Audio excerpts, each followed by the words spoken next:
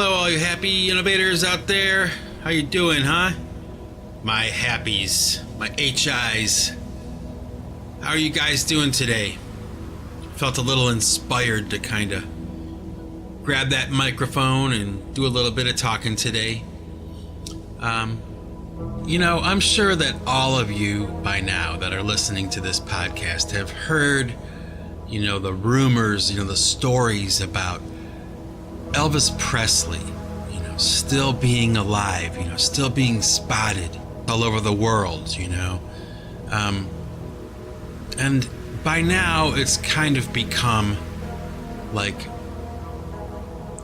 a mark, a laughing point for people. It's like the cover of Star magazine, spots Elvis again somewhere, working at a delicatessen in Nairobi,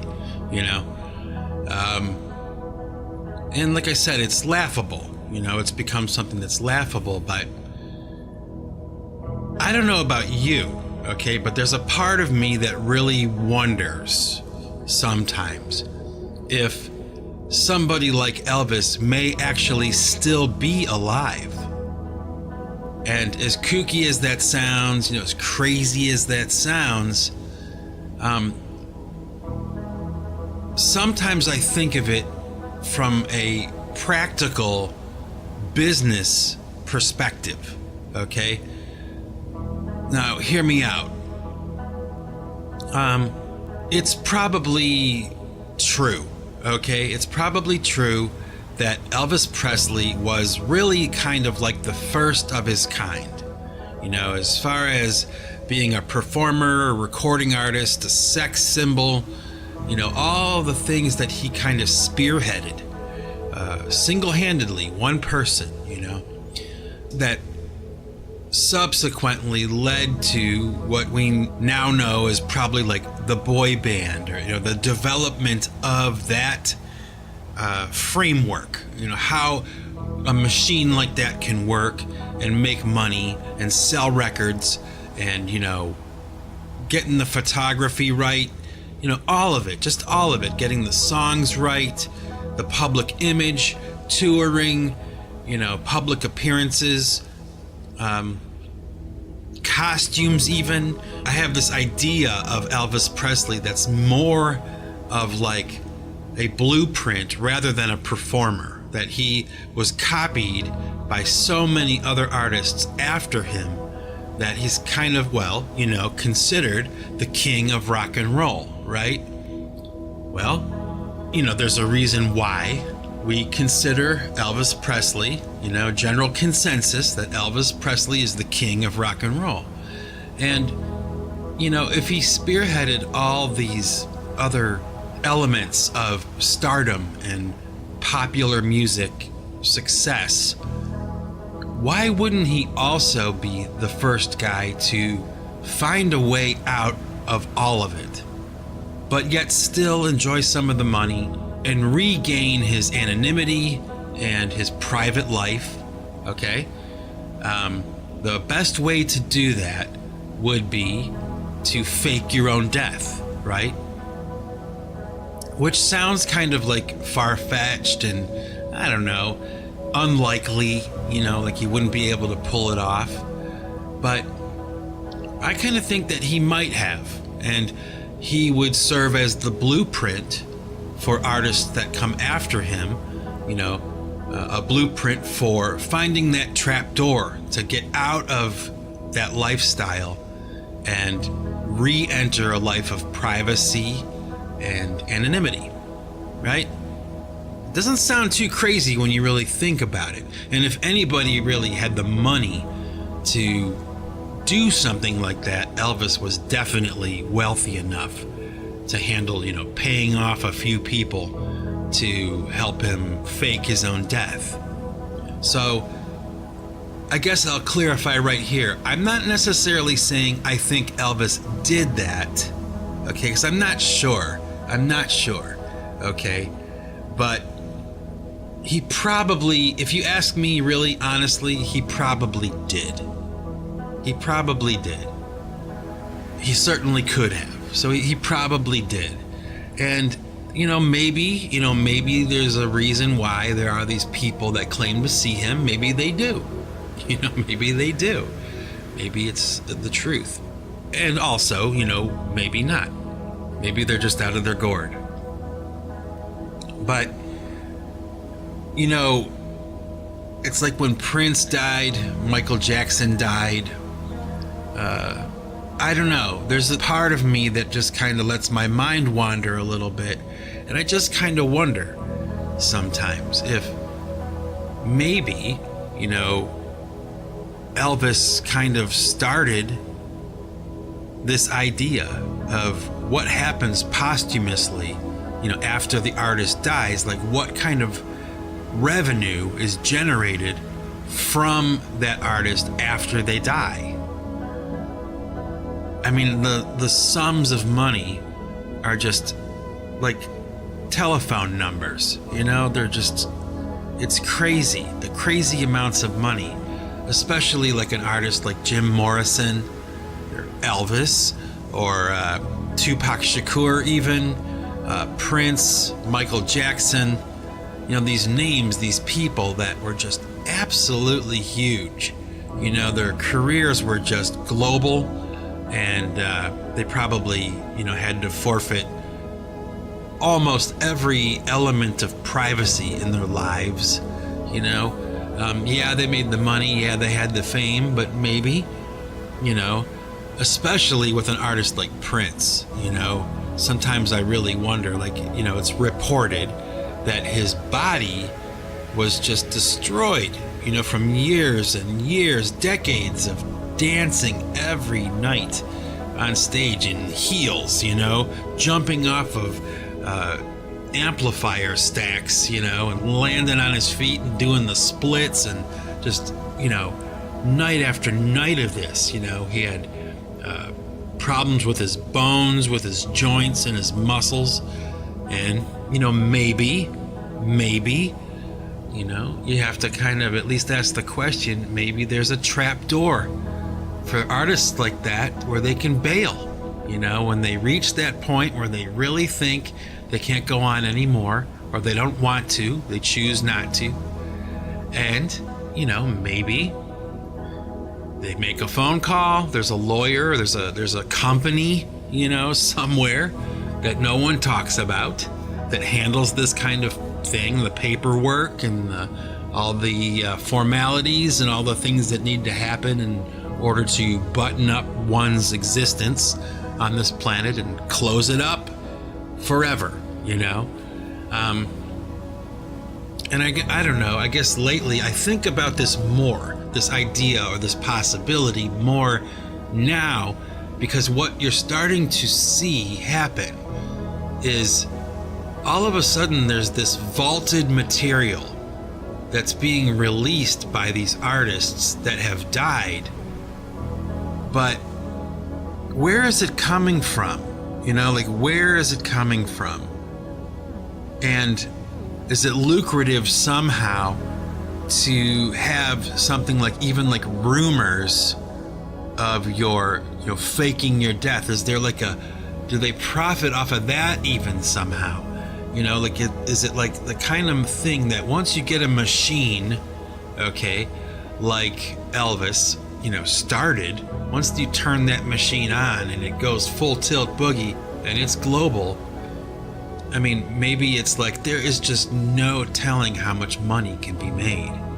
I mean, it's just all about money, and I don't know, doesn't it make sense? Like, there's no formal retirement plan, for a world famous, and we're talking world famous artist, global celebrity musician, okay? There's no retirement plan for them. So they probably, somewhere over the past, 60 years, somebody probably hatched a plan on how to pull this off. If you want to retire, but you still want to collect money, the apparatus that ran your career can still continue to operate. Those people can stay on payroll, you're just not making any new music anymore, or you're just not appearing in public anymore. It's understood that you have died. Okay? Now, maybe they actually died. So I have to concede to that too, right?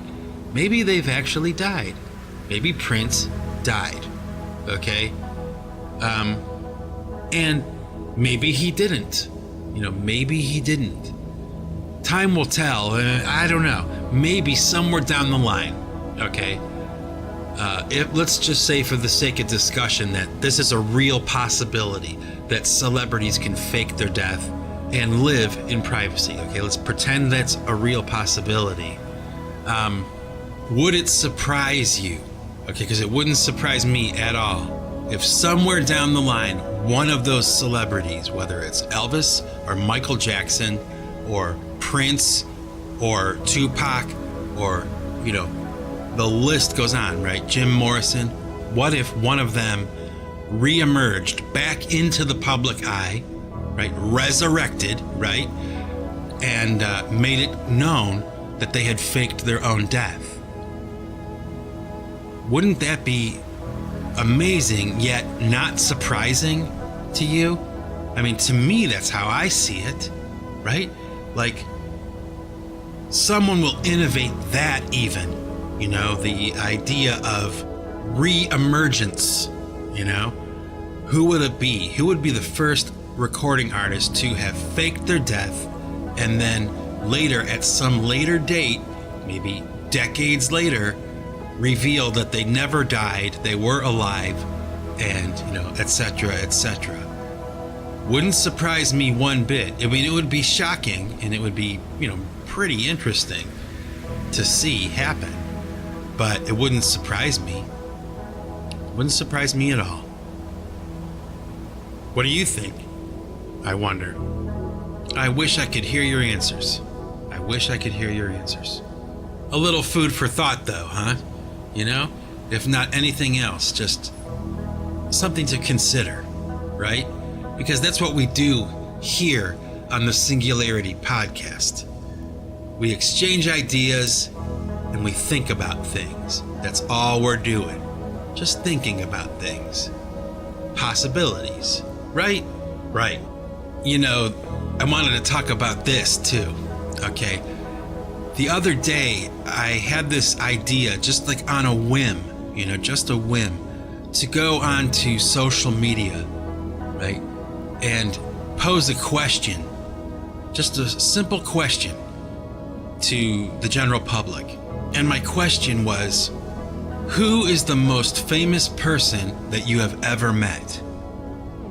Really simple question, Who is the most famous person that you have ever met? And like I said, I just typed it in, I hit send, just on a whim, just to see what would happen. And lo and behold, okay, this was just totally shocking to me, and it was hilarious too. The response that I got to this question was incredible, okay? I mean, responses to this question, okay, who is the most famous person that you have ever met, just came pouring in, and it went all day long, and even overnight I was still getting comments. In fact, I'm still getting comments about this question. And oh my gosh, I just laughed so hard. I was like, all day long, I couldn't keep up with the number of people that were responding. And I couldn't help but wonder, why the response was as dramatic as it was to this question. Just asking a simple question, It's hilarious to me. And it's interesting too, because it speaks to the human condition, but it also speaks to several other issues all at the same time. I mean, it does touch on a little bit of that narcissism thing, which is kind of more on the negative end of things. I'll push that one aside. I'm not going to focus on that so much. But it got me to thinking that, everyone, absolutely every human being on the planet, okay, has a story to tell. You ask a question and you get an answer. People want to share their experiences, and in huge numbers. It was just all day long, the response to this question. It's fascinating to me. Fascinating. I think that, if I had not become a musician, okay, that maybe if I had been the scholarly type, and I had decided to go on to college and maybe even grad school and go on to my doctorate or something, I think I probably would have been an anthropologist, and studying cultures and, social behavior and just things like that. I guess behavioral sciences, I'm familiar a little bit with those things, and I would say, okay, I can say with certainty, okay, that my interest tends to go more in that direction. When I'm not making music and doing music stuff, or maybe in some ways even when I am making music and I'm doing stuff like that, my disposition is such where I'm really interested in people, and not in this, lovey-dovey way. It's kind of just a scientific way, a scientific worldview almost, but humanitarian too, I guess, okay, to a large degree, okay, not critical, really, but fascinated with society and how people think and how they act and why they think what they think and why they act the way they do, and the interactions. All those things are fascinating to me, both the positive and the negative. It's just something I've always been intrigued by, probably since I was a little kid, observing the world around me and, trying to figure it out. I suppose to a lot of people that probably sounds really boring, but I would posit to this discussion that even something like this Singularity podcast is an extension of that thinking, Maybe I should have, maybe I should have bailed on the whole music thing, right? And gone off into that academic path, Probably not. I'd probably be just as stupid as I am right now. But I probably would make more money. Which isn't saying much, okay? But anyway, with this question that I asked and the answers that I got, it was really interesting to me how different each answer was, from each person,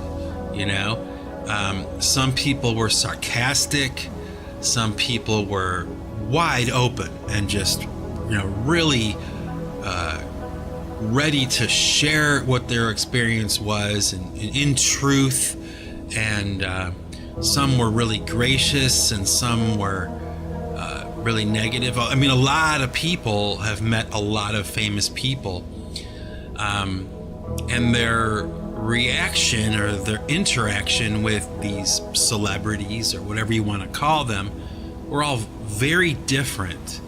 And a lot of these folks were received, very differently by these celebrities whom they looked up to, maybe they admired, and, that poses another question is what is it about celebrities that makes us feel that they're somehow better than we are. I believe that just because somebody is famous, okay, just because somebody is a celebrity, doesn't necessarily mean that they're not just normal people, okay, that they live a life and they go to the bathroom and they eat food and they pick their nose and they do all the things that everybody else does, okay? But I have to say that there is something different about somebody who is famous and somebody who is a celebrity or whatever, or recognized for what they do, you know, maybe internationally, okay? There is a difference.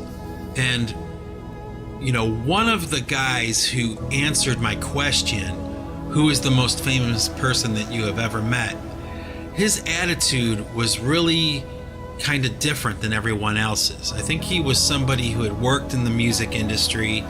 You know, he had dealt with a lot of, you know, celebrities and famous people. So he was jaded and, you know, kind of like, you know, I've met a lot of famous people and none of it really matters. You know, they're just normal people, you know. That was his response. But my response to him, okay, was, yes, that is true, okay? When somebody is famous, somebody is internationally known for something that they do maybe well, or, you know, particularly well, or maybe not so much. They're still known internationally. Meeting someone that is internationally famous, okay, international fame would be what? On some level, an admirable quality, you know, something to aspire to, right? It's usually a sign that you're good at what you're doing, or that what you're doing is reaching a lot of people, right?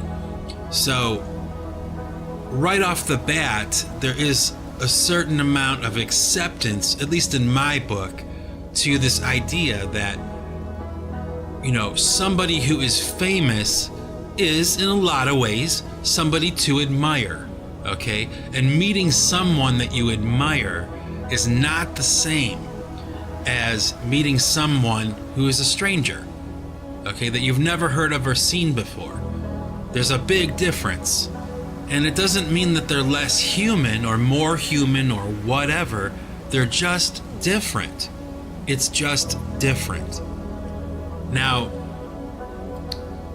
another point that I wanted to talk about with this particular subject was, I found it interesting, okay, that I asked this question, okay, who is the most famous person that you have ever met? And even though I got about, you know, 250 comments or something and counting on this question, you know, 250 responses to this question from people from all over the world, okay? Only one of them, okay, only one of those people asked me the same question back. My question back at me, okay? Who is the most famous person that I have ever met? Okay? And of course, you know, I don't know. I'm from a small town, so, you know, I'm not from New York City or Los Angeles or Tokyo or something like that. I'm from a small town on the north coast of Lake Erie, okay? So my opportunity to meet celebrities was rather limited. However, okay, I did have the opportunity to meet a handful of people that at least I would consider famous or celebrities or people that I admired, okay? So what I'm going to do is I'm going to read you my response to the question, who is the most famous person that I have ever met? Okay, well, I'm not exactly sure who the most famous person is, okay, but I have had the opportunity to meet a few, you know, famous people or celebrities or at least people that I admired, okay. I can tell you this, I met King Diamond once, the singer, and his entire band. Okay, I guess like at the time, I was a really big King Diamond fan, and his drummer, his name is Mickey D. He played for Motorhead after he played for King Diamond, and now I think he plays for the Scorpions. But he was like a hero to me when I was a young and up and coming drummer. He just was like the king. I still consider him to be probably the best living rock drummer on the planet. But I had the opportunity to sit down with him, which was kind of cool, and just kind of talk. We talked drums and music and life, and what a awesome opportunity for a guy my age. And I got to talk to King Diamond too, and he was really cool to me. He was really kind. He actually gave me the towel that he had wiped his makeup off, right, on this towel, and he gave it to me, and somewhere around here I still have it. But it was just really cool. That sounds gross, I guess, now. But it was just really cool and done in the spirit of like graciousness, and I was just a young kid, so that was extra cool that these famous guys, were just kind of being that open and just that cool to me, because they didn't have to be. Let's see, I also had the opportunity to play a few shows with the Mighty Mighty Boss Tones, a band from Boston, Massachusetts, a ska band. And at the time, they were just starting to break nationally, and they invited my band that I was playing in to go along with them for a few dates. And even after that first tour they were doing, whenever they came back to Cleveland, we were asked to be their opener, because we had established a relationship, and it was nice. We got a chance to hang out with them and talk to them, and Dickie Barrett, the lead singer from the Mighty Mighty Boss Tones, was extremely cool and easy to get along with. Real funny group of guys, but also extremely, and let me tell you, extremely talented musicians in that band. I mean, they were great, and really cool. Let's see what else. Some of this stuff I think I've actually talked about before in my Snowflake 33 podcasts. But let me see. I had the opportunity, now this is cool. I had the opportunity to meet one of my biggest heroes, okay? His name is Wayne Hussey. He's the lead singer from the band The Mission UK. And when they came through Cleveland on the Carved in Sand tour, I had the opportunity to meet him and talk to him.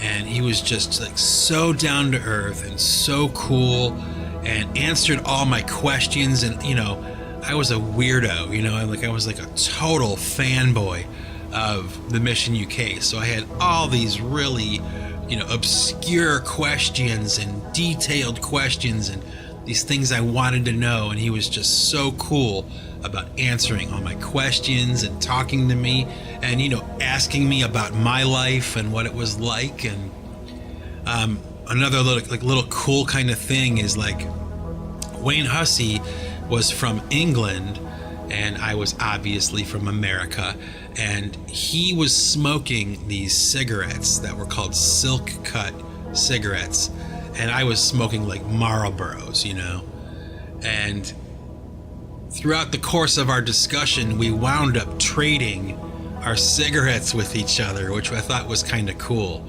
because I had never even heard of Silk Cut cigarettes before, but they're from my hero, so it was just kind of a really cool exchange, a really small kind of detail, but something that kind of stayed with me, for the rest of my life, really, because as I'm talking about it right now, I realize, that was actually pretty damn cool that he was that down to earth and that willing to reach out and be connected, with this putz from Cleveland, Ohio, pretty cool guy, and just a phenomenal singer, phenomenal songwriter. So I'm proud to say I had the opportunity to meet really one of my biggest heroes. Now, if I could have met Bono, that would have been pretty damn good. But I never met Bono, but I did have one time the opportunity to talk to Adam Clayton, the bass player from U2, on the telephone on a radio show. I called in and I got to actually talk to him and ask a question or something. So I thought that was pretty cool. That's the closest I ever got to talking to U2 or anywhere near U2, you know. But I remember it and I did it, so I mentioned it. Also, one time when I lived in Washington, D.C., I ran into Newt Gingrich, the politician, and him and I actually we actually had a conversation. Now, I gotta say, you know, he's not my favorite politician, all right? I disagree with a lot of what he's all about, but not everything. And we had a really nice conversation, so make of that whatever you will. Let's see, who else really quick did I get a chance to meet? I had a chance to meet Gibby Haynes from Butthole Surfers. I had a chance to meet Marilyn Manson. I met Karen Paris from the Innocence Mission. She's a singer for the Innocence Mission, and just one of my biggest influences. Oh, just the nicest person, and not bad looking either, but she was like so kind to me. You know, it was amazing. It was like we had known each other forever, you know. Extremely kind. Actually, her and I wound up after after they left Ohio on their tour, you know, her and I wound up actually corresponding via snail mail for a while. I wouldn't say we were friends, but it was just kind of an interesting, brief relationship, you know. And she was just, and she still is, like one of the kindest people I've ever met in my life, and one of the best singer-songwriters that I know of. Okay, totally unsung talent, you know. Well, I shouldn't say totally. There's a group of people, however small, on the planet that appreciate the work of the Innocence Mission and Karen Paris. Okay, and I'm one of them. Huge fan of the Innocence Mission. Let's see, who else did I have a chance to meet? I met Machine Head. I met Corrosion of Conformity. I met Jello Biafra. Mushroom Head, obviously. They're from the town that I'm from. Integrity, the hardcore band. I got to talk to those guys. I got to talk to Danzig and Chuck Biscuits, the drummer from Danzig, who was another huge influence on me as a drummer. You know, just I thought he was the berries, man. That guy was awesome. He still is awesome, but back in the day, oh my gosh. I saw that dude drumming for Danzig, and I think he eventually went on to play for Social Distortion. But I saw him back in the day with Danzig, and I saw him play, and I'm like, man, that is exactly what I want to do. I want to be that guy, you know? Let's see, who else have I met? I've met Trent Reznor from Nine Inch Nails, obviously, from the same town I'm from. You know, I had the opportunity to meet Ralph Nader, the politician, and the Politico, you know, whatever you want to call him. I'm not sure if he's a politician necessarily anymore, but he's a hero of mine. The guy's quite a remarkable human being, and he was a bit busy when I met him, and not really able to talk. I think he was maybe a little bit uncomfortable. He was under pressure time-wise to get going somewhere or something. So the conversation was brief, but it was cool, and he was gracious and cool. So there you go. There's my list of people. I'm sure there are more names that I could think of, but I can't remember them all right now. I'm getting a little older, you know, and it gets harder to remember things like that. I'm sure after I finish this podcast, they'll all come pouring back into my memory. But anyway, So there you go. I thought this whole idea of, asking a simple question, and oh my gosh, the response I got just kind of really shocked me. I just did not think it was going to get the response that it did. Social media, it's such a strange thing. We live in a strange world, don't we? I mean, especially if you live in the United States. I mean, we are just living through the strangest time, You can't avoid thinking about it, and you can't avoid talking about it, especially if you're a citizen of the US, because it's just front and center everywhere you look right now. It's so hot right now. Politics in America is so hot right now, and it's worrisome to a certain degree. I don't really like to talk about it too much, because then it becomes like this political conversation, and I'm not interested in that. But if we kind of try to view through the lens of, anthropology or social studies, right? It really is quite remarkable. I don't think we've ever had a situation like we have right now in American politics. I think it's unprecedented. And I think about it a lot, and my wife and I both talk about it a lot, like I said, because you can't avoid it. It's just everywhere you look, and everybody has an opinion, and there's just so much turmoil and so much division in the United States right now. I'm not sure how that reads, across the pond, like with you, Stu. I'm not sure how much of it you're getting, or what exactly you're getting over there in Europe, filtered through the news media apparatus, that exists. I'm not sure what you get. Maybe you can tell me later on. I'm sure you probably will be willing to. But it's just something that, like I said, is worrisome right now. Not really sure where things are headed in America right now. I would imagine that when the presidential elections roll around in 2020, it will be unlike anything we have ever seen before on the planet. I mean, I think that the next presidential election is going to just be rabid, and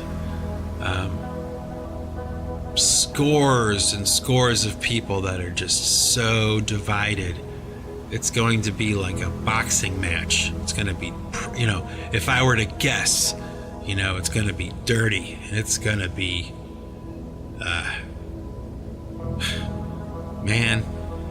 it's going to be knockdown, drag out politics, mudslinging, all kinds of stuff. You can just feel it coming. It's already like, even since the very first days of the Trump administration, oh my goodness, it has been just constant warfare, between Democrats and Republicans, especially on the extreme left and the extreme right. I mean, it has not died down. In fact, if anything, it's just increasing. And wow, like I said, by the time the next presidential election rolls around, I can't even imagine really what it's going to be like. But I can promise you that it's not going to be quiet. There's going to be a lot of action there. That's something to think about, I guess, especially if you live in the United States, because what does it mean? What does that mean for America? I don't know. There's no way I could know. There is no way. But make of that whatever you want. And pay attention too, I guess, because if you stay tuned, you're going to probably see a lot of fireworks. Oh, anyway, so let's see. I'll probably wrap this up. I can't think of anything else I really wanted to talk about, offhand today. So, with that, this is Mike Bostwick from Pipe Choir Records signing off. And remember, folks, if you want to keep what you've got to give it away. Take it easy.